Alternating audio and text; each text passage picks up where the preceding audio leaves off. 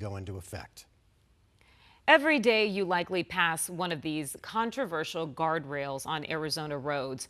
12 News has now learned the location of more than 4,000 of the same type of guardrail that was involved in a deadly crash on I-17 back in February. 12 News journalist Colleen Sikora uncovered that story and has more on why these have been controversial for years. Critics have long blamed the ET Plus end terminals with severely injuring and killing people, but ADOT tells us they're not proactively replacing them. From the US 60 in Mesa to the 202 near downtown Phoenix, Arizona highways have thousands of ET Plus guardrail end terminals. They're everywhere in Arizona, and it's simply unacceptable. Including on I-17 south of Cordes Junction in February. I just think about like the second we make contact. When Jet Weinstein and Jackson Elliott crashed into one. I remember it coming through the car like this. Jet lost his right leg, his friend Jackson killed in the crash. He was funny guy. He's my ski partner. He was my only ski friend that I had. I was a snowboard guy. Miss him. Yeah, I do. This kind of result. It made me angry because the problem is known by Trinity. John Sugar and Patrick Stevie filed a class action lawsuit against Trinity, the maker of the ET Plus. The accident that happened in February in your city is exactly what Pat and I were fighting for the whole time to try to prevent. What we warned people about. In the original suit filed in 2015, the attorneys claimed a design flaw. Trinity settled in 2022 the agreement worth $56 million. Instead of behaving as it should, it locks up and that guardrail then becomes a knife or a missile into the vehicle, right through the engine block, right into the passenger compartment, killing people or taking limbs. What do you make of that agreement, given that Trinity doesn't admit fault?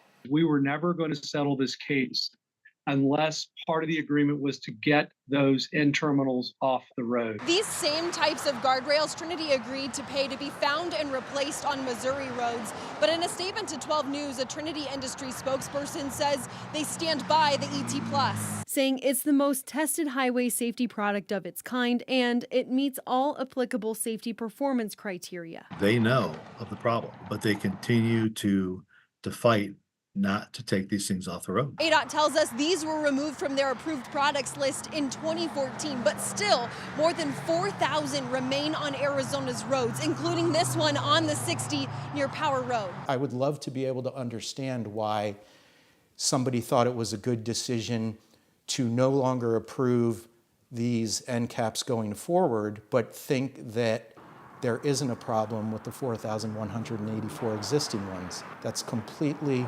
illogical. In a statement to 12 News, a spokesperson says the end terminals aren't replaced unless they're damaged or ADOT does new construction. James Fusitola is a personal injury attorney representing Jet. I would want ADOT, again, to accept my invitation to sit down urgently and figure out a plan to fix this problem.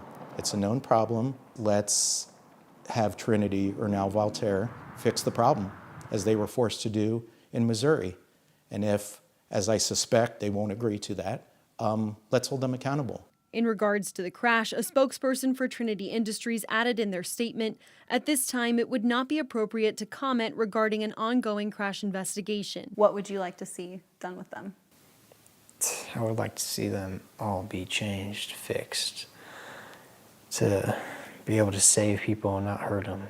12 News asked Governor Katie Hobbs if she'd put money in the state budget to replace some or all of the controversial guardrails. It's something I have to look more at, but overall in our budget, we are prioritizing Arizonans' health and safety, and that's an important piece of it. We were hoping, frankly, that other states would follow suit. Stevie and Sugar say Missouri was, like Arizona, only replacing ET Plus end terminals as necessary or during new construction until seeing the merits of the case. It's going to take other departments of transportation to be willing to take action, or otherwise these end terminals are going to remain on the highways of many, many states for, it could be many, many years. And we have asked ADOT for an interview specifically on these end terminals and this crash.